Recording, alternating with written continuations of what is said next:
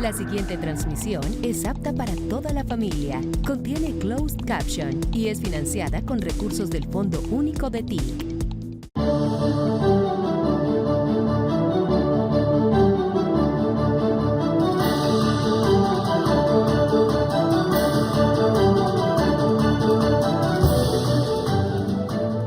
Se ha hablado de la historia del Magdalena Medio entre los diversos discursos e intervenciones, y para mí pues transcurre no solamente como una historia leída, oída, debatida, sino como una historia personal.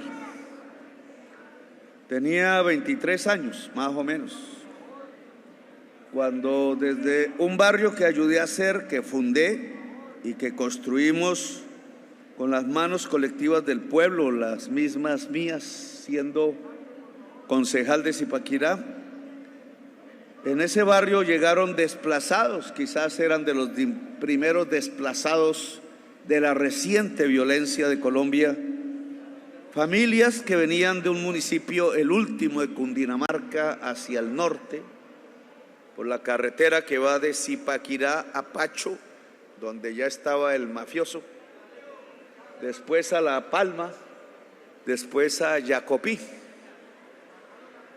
Me llevaron esas familias campesinas a Yacopí a conocer la zona, y yo, curioso, fui a una vereda campesina, no recuerdo ya el nombre, pero Felipe Harman quiero que lo recuerde, porque esto lo he repetido una y otra vez.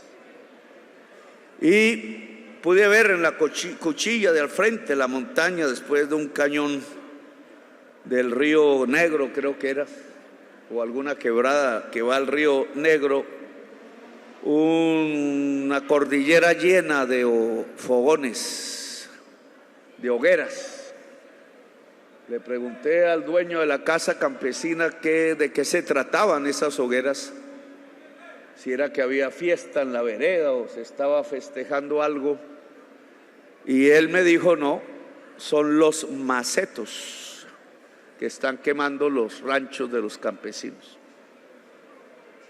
Y hasta tenía temor que cruzaran el valle y llegaran a la cuchilla de montaña donde yo estaba y quemaran su casa, que al final quemaron. Fueron miles y miles de campesinos asesinados y dejados sin tierra, desde Yacopí, al frente, un poco más al norte, Puerto Salgar,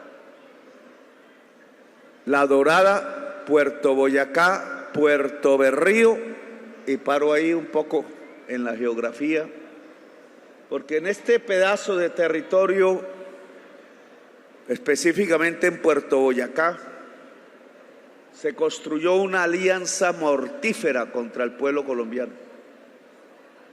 Esa alianza fue de Pablo Escobar y su segundo, el Pachuno, que le llamaban después el mexicano, ya no me acuerdo el apellido, Rodríguez, creo que era. ¿Cómo? Rodríguez Gacha. Ay, este micrófono se me cae cuando digo verdades. Es de las pasadas presidencias, entonces. En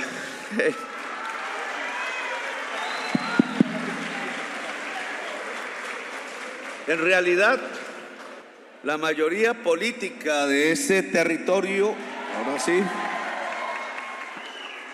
la mayoría política por el cual votaba el campesinado desde hacía varios años era del Partido Comunista de Colombia y del Partido Liberal en su línea Nuevo Liberalismo. A los dos grupos políticos los asesinaron. La alianza político-militar que se estableció en Puerto Boyacá inició allí, después se centró sobre todo en Puerto Berrío, Antioquia. Tenía que ver con el narcotráfico que intentaba tomarse las instituciones del Estado y que había penetrado para el entonces jueces, fiscales no existían realmente porque era antes de la Constitución del 91. Estoy hablando más o menos de 1981, 82. Secciones del ejército, y penetraba ya en el Congreso de la República. Pablo Escobar se sentaba como representante a la Cámara del Partido Liberal, haciéndole caso a Alberto Santofimio para matar a Luis Carlos Galán. Lo que allí se pactó entre la limpieza del territorio, como llamaron, la limpieza del territorio era, por ejemplo, lo que yo personalmente vi, la cordillera quemándose en los rachos del campesinado que allí habitaba, sus niños, sus niñas, sus mujeres, los hombres, si no los mataron, saliendo despavoridos, quizás hasta la ciudad de Zipaquirá o quizás hasta la ciudad de Bogotá.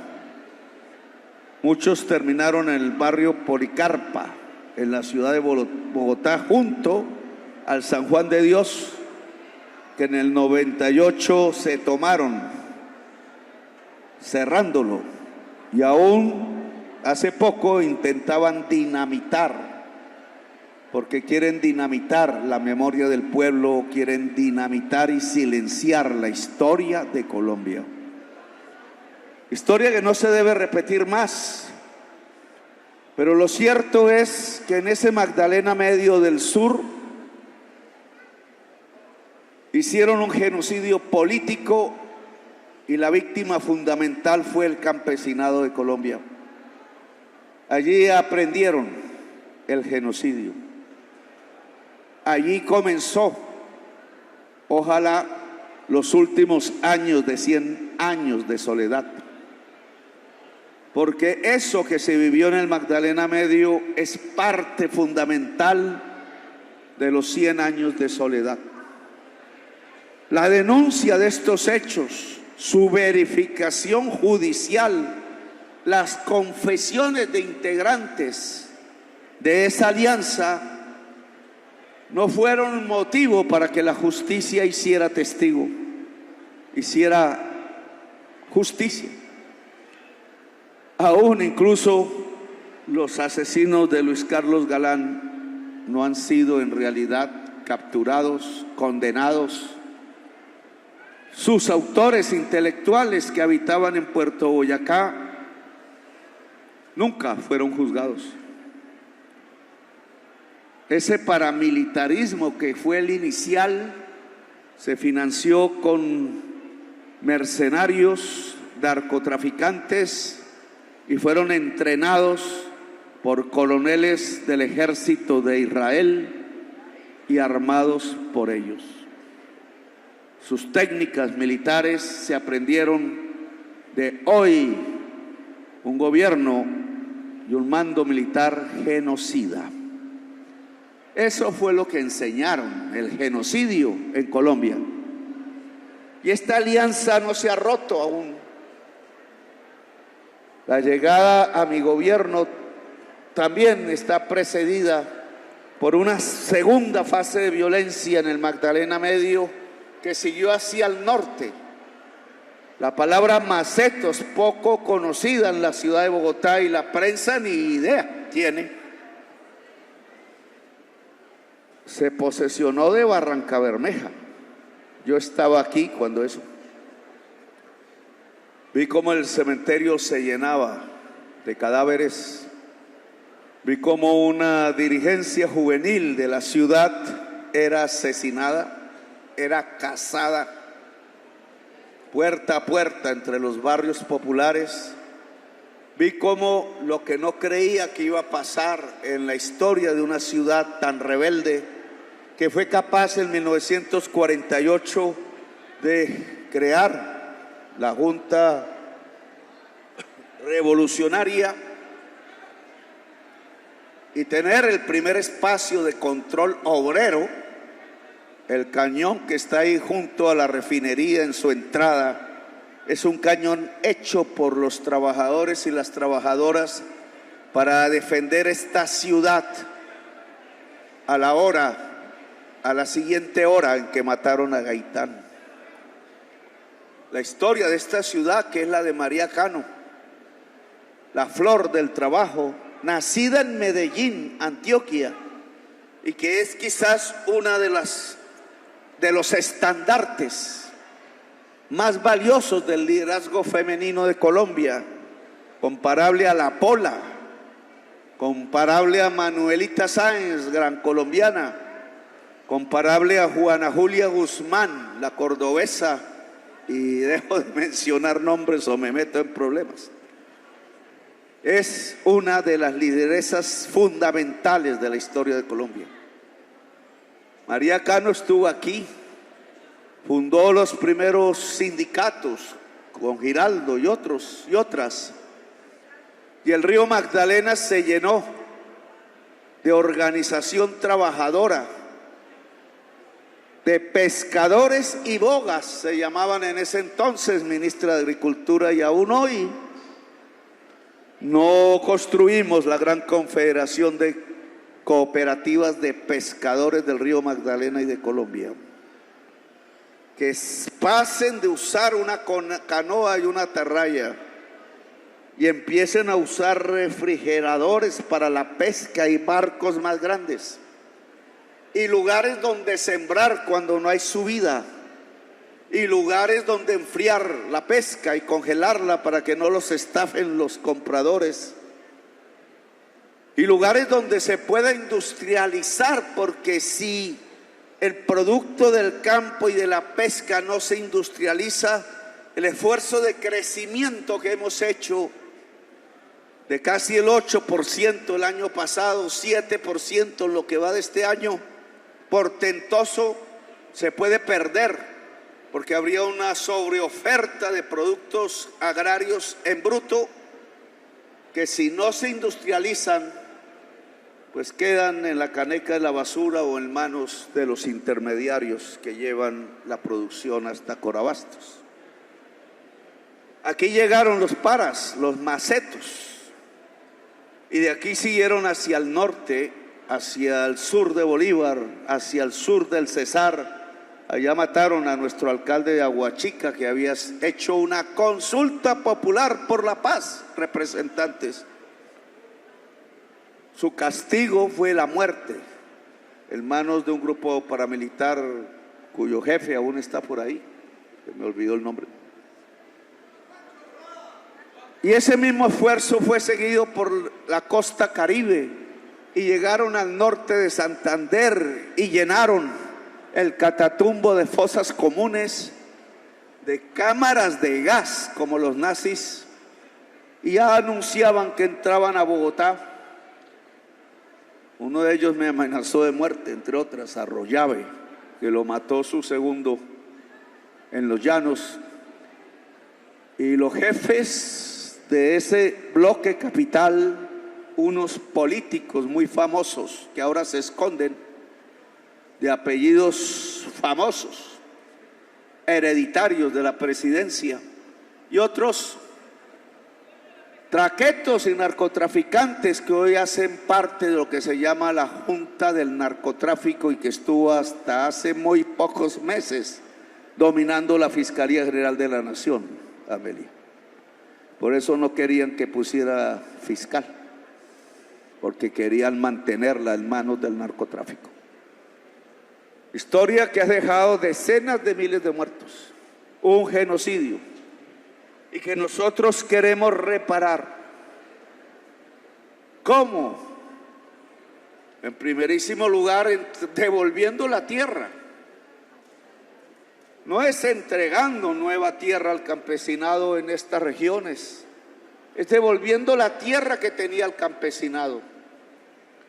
Porque también de manera personal viajaba por las tierras del Magdalena Medio, cruzando Doradal, donde exhibían una avioneta muy famosa, la primera con que llevaron cocaína a Estados Unidos, creo.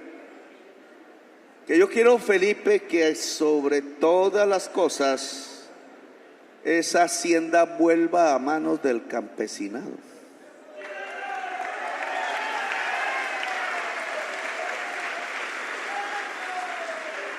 es de utilidad pública porque llevaron tantos animales al zoológico que hay un problema de salud, de peligro para la sociedad.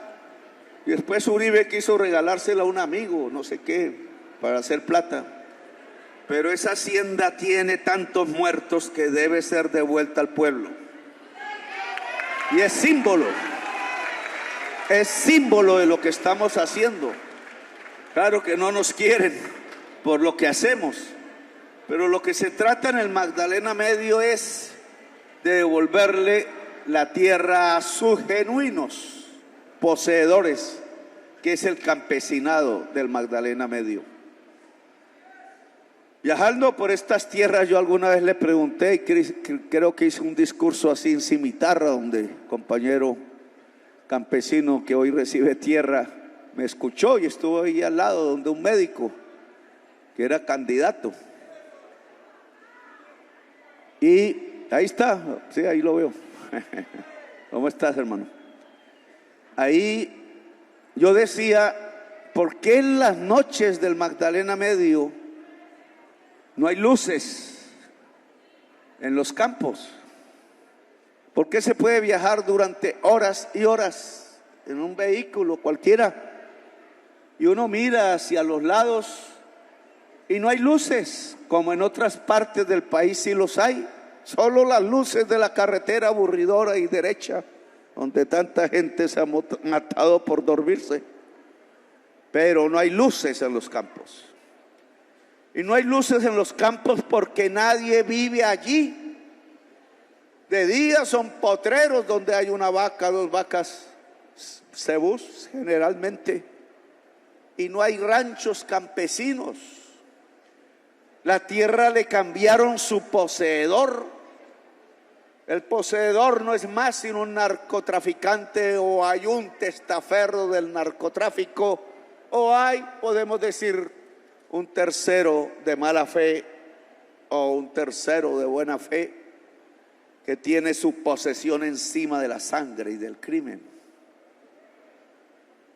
Y decía en Cimitarra, en mi discurso presidencial, que íbamos a volver en mi tierra, en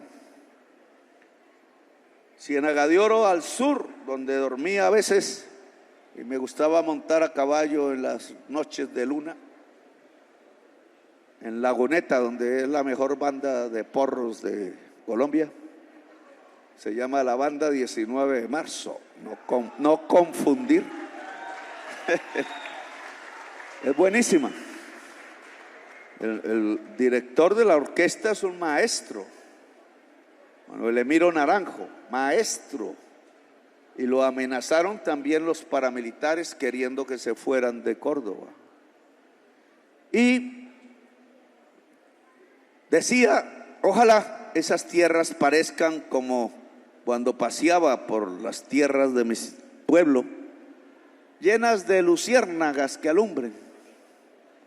Porque no hay nada como caminar por una tierra llena de luciérnagas, acompañado por ellas. Es mágico, suenan y alumbran, y uno va caminando por ahí y lo alumbran las luciérnagas, compañeras del ser humano. Ojalá el Magdalena Medio parezca como un campo lleno y poblado de luciérnagas, de las luces de las casas campesinas que produzcan allí los alimentos de Bogotá, de Medellín, de Bucaramanga, de Colombia, y ojalá aguas abajo del río Magdalena puedan incluso ser exportados. Y eso lo estamos tratando de cumplir. Devolver esas tierras es fundamental, pero lograr una alianza entre la fuerza pública y el campesinado es también fundamental. La alianza que se quebró allá en los años primeros de los 80, cuando el narcotráfico empezaba a tomarse a Colombia a sangre y fuego y usaba el terror para hacer sentir sus criterios, que no eran más que los de continuar con su negocio, hoy tiene que romperse definitivamente. El Estado tiene que aislarse del crimen si queremos patria. Y el soldado de la patria no tiene más razón de ser que defenderla. La patria no es solo un pedazo de potrero, un río. La patria es, además del territorio, el pueblo. Sus derechos y libertades consignados en la primera Constitución de Colombia, que no se llamaba así, hecha por Bolívar en Cúcuta, y por la última Constitución de Colombia hecha en 1991, que ahora dicen que yo no cumplo, y la cumplo a pie juntillas, porque ahí ordena la Constitución el acceso de la propiedad como derecho a la tierra. ¿Será que no la han leído bien? Pero la Constitución del 91 no es monárquica, no es autoritaria, no es apátrida. La Constitución del 91 habla de una patria que es el pueblo, y la Constitución del 91 habla de un pueblo que es la soberanía, la base del poder, y no se le puede quitar la soberanía popular. Si no, no hay democracia. Y por eso en estas tierras la alianza de la fuerza pública y el campesinado es fundamental. Y no estoy hablando de una teoría comunista, como dice la Cabal. Comunismo, el socialismo, como se llame, hablaba de la clase obrera. Y poco confiaba en el campesinado, que creía que no podía hacer ni revoluciones, sino solo venganzas. Y es probable, pero nosotros no queremos aquí un campesinado que haga venganzas, sino queremos es, como Hannah Arendt decía, filósofa no marxista judía que huía de los nazis y se refugió en Nueva York, pero escribió sobre lo que significa el totalitarismo, definió claramente como un principio de la creación de la democracia y del Estado-nación el que el campesinado levantara la bandera de la nación. Si el campesinado no levanta la bandera de la nación, no hay nación. La mayoría de los soldados y policías son hijos del campesinado de Colombia. La mayoría de los alimentos que hoy se comen los colombianos y las colombianas son producto del trabajo del campesinado. Hasta la comida carísima que se comen los senadores, representantes y altos funcionarios ha sido sembrada por el campesinado. Y ahora entonces preguntan,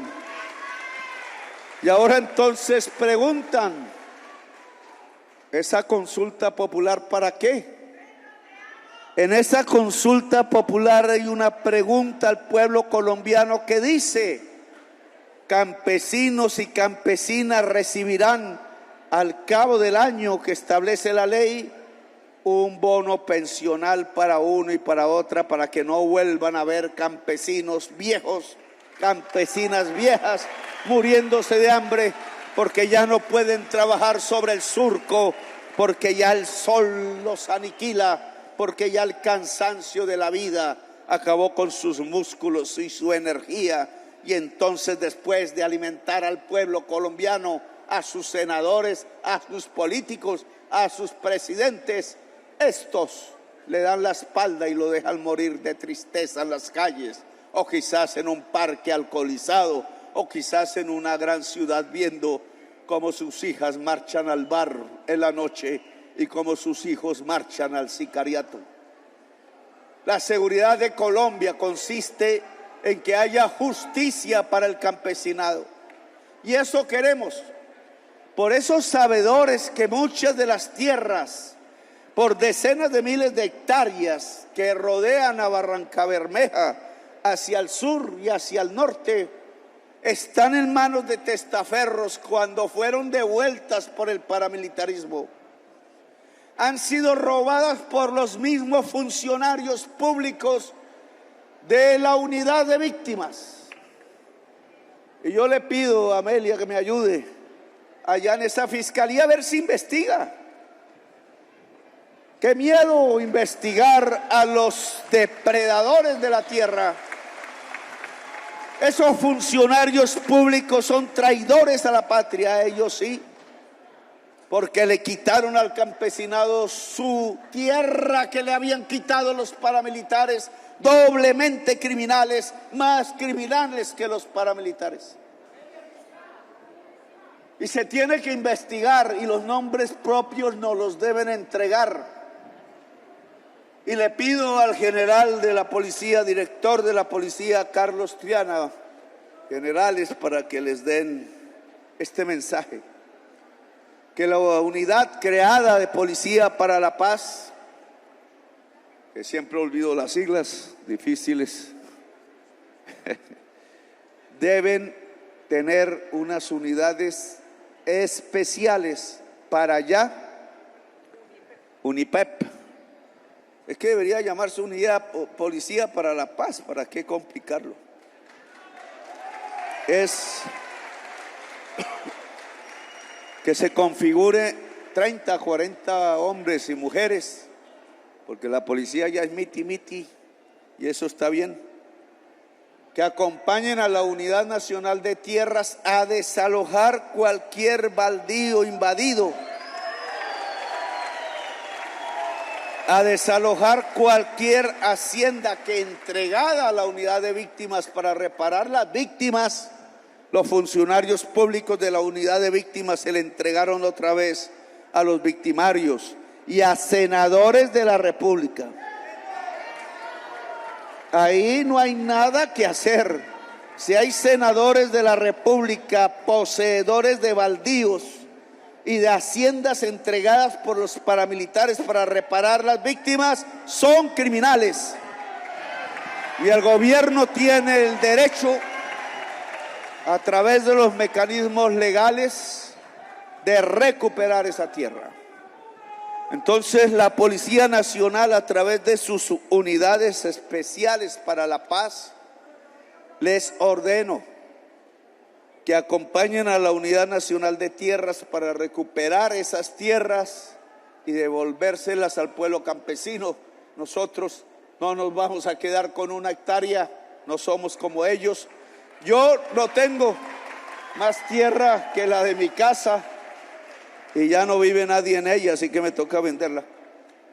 O sea que no voy a quedar ni con un metro de tierra, porque para eso no estamos los funcionarios públicos.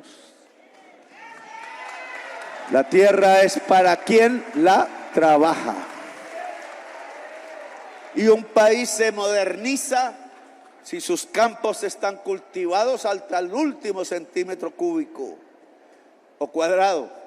Y se moderniza si esa alimentación y esos recursos se vuelven industria. Ya los datos del DANE dijeron algo fundamental que obviamente la prensa no repite. En el último año se creó 1 millón de puestos de trabajo y de esos 600,000 son de la agricultura y de la industria. Y en la agricultura está la mayoría, 368,000 puestos de trabajo, y los 282,000 son de la industria. Eso se llama modernizar. Claro, no es suficiente, hay que avanzar. 270,000 jóvenes dejaron de ser ninis, es decir, ni trabajo ni estudio. Ojalá sean 500,000, ojalá avancemos hacia el 1,000,000 y reduzcamos sustancialmente la población juvenil que no tiene nada que hacer porque no la dejan. Y eso es lo que termina matando policías en las trochas o soldados.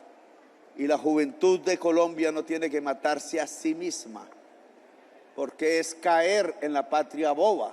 Como antaño los jóvenes que dirigían la patria terminaron fusilándose entre sí y llegaron los españoles y le quitaron la cabeza a todos, lo fusilaron. La patria boba no puede ser más. Los 100 años de soledad deben terminar. Claro que nos acercamos a unos días difíciles, sí, tensos, porque se hizo trampa la consulta popular en el Senado, porque el presidente del Senado levantó la sesión cuando sabía que había mayoría por la consulta popular. Y eso no se le hace a un pueblo. Tiene la oportunidad la Comisión Cuarta del Senado de reparar, pero por lo que ha alcanzado a leer hoy, está haciendo conejo. Y entonces el pueblo no se puede parar, solo que, y quiero advertirlo bien y con claridad, cada acto de violencia va contra el pueblo. Y entonces hay que tener un gran control. Tienen derecho a la huelga, tienen derecho al paro, pero no tienen derecho a quebrantar derechos de otras personas, comenzando por la fuerza pública, a la cual no hay que agredir, como tampoco la fuerza pública tiene que agredir al pueblo, ni a los bienes de la clase media, ni al vidrio que quebró EPA, y mire qué desastre, porque no tiene la culpa el vidrio, no tiene la culpa el soldado, ni la policía, ni el hombre agente. Puede haber conflictos en el barrio, muchos, pero de este problema los únicos culpables son los que deberían ser representantes del pueblo, los grandes portadores de la riqueza en Colombia y los ex que siguen con nostalgia de recuperar el poder. Y yo me digo, ¿para qué lo recuperan? Para volver a llenar de sangre el Magdalena Medio y el Chocó y las tierras de Colombia, y seguir manteniéndonos el feudalismo y seguir manteniendo en la ignorancia a la juventud de Colombia y al pueblo. No podemos volver atrás. Es la patria y es la bandera de Bolívar y su espada la que señala el camino, y bien lo dijo: no se envainará la espada hasta que haya justicia. Y justicia no ha habido en Colombia. Seguimos siendo uno de los países más desiguales de la tierra. Y entonces estos días que vamos a vivir y hemos vivido son los días en que la espada desenfundada de Bolívar nos guía para construir, ojalá, una gran Colombia en paz y con justicia social. ¡Que viva el pueblo de Colombia! ¡Que viva Colombia, país de la belleza! ¡Que viva Colombia, el centro de la vida en el mundo! Gracias, muy amables, por haberme escuchado.